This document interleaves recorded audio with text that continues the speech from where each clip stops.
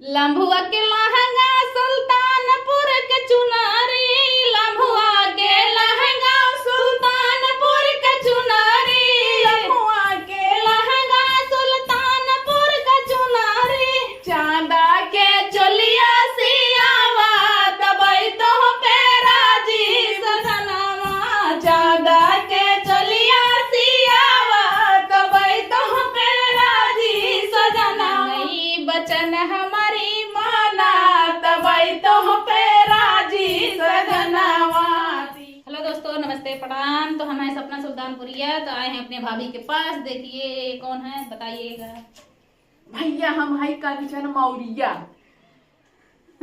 और आप सबके लिए आज लड़का है मस्त मस्त गीत तहलका मचाई वाला। दोनों जनी आज हमसे नाचब और ऐसे ऐसे कमर हिलाओ, ठुमका लगाओ। आप सब हमारे साथ ऐसे बना रहा और चैनल सब्सक्राइब कर ले जा। गीत कैसन लागे, नाच कैसन लागे, देहाती नाच गीत, देहाती गीत है, देहाती हम से ही। हाँ कमेंट में बतावत जा। ये भैया टोल प्लाजा वाले हम, लेकिन देहाती है एकदम देवर।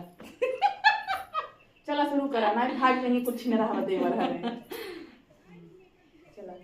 तीनई बचन हमारी माना तबई तो पेरा जी सजनवा, तीनई बचन हमारी माना तबई तो पेरा जी सजनवा, तीनई बचन हमारी माना तबई तो पेरा जी सजनवा, तीनई बचन हमारी माना तबई तो पेरा जी सजनवा।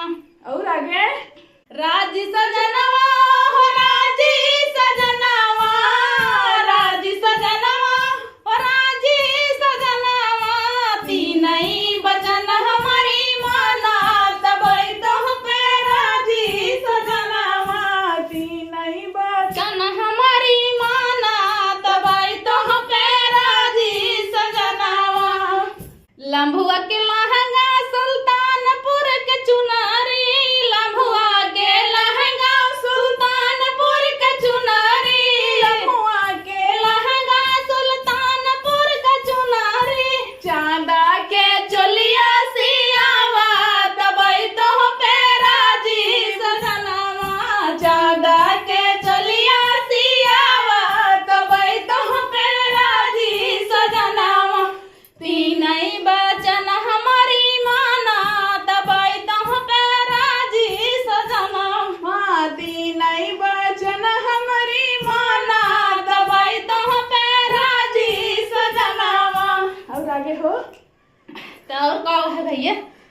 तो अरसी के तेल चोरैया के बुकावा, अरसी के तेल चोरैया के बुकावा, अरसी के तेल चोरैया के बुकावा, तीनों टाइम हमारे लगावा तबई तो पेरा जी सजनवा, तीन टाइम हमारा लगावा तबई तो पेरा जी सजनवा, तीन बचन हमारी तो माना तबई तो पेरा जी सजनवा, तीनई बचन हमारी माना तबई तो पेरा जी सजनवा।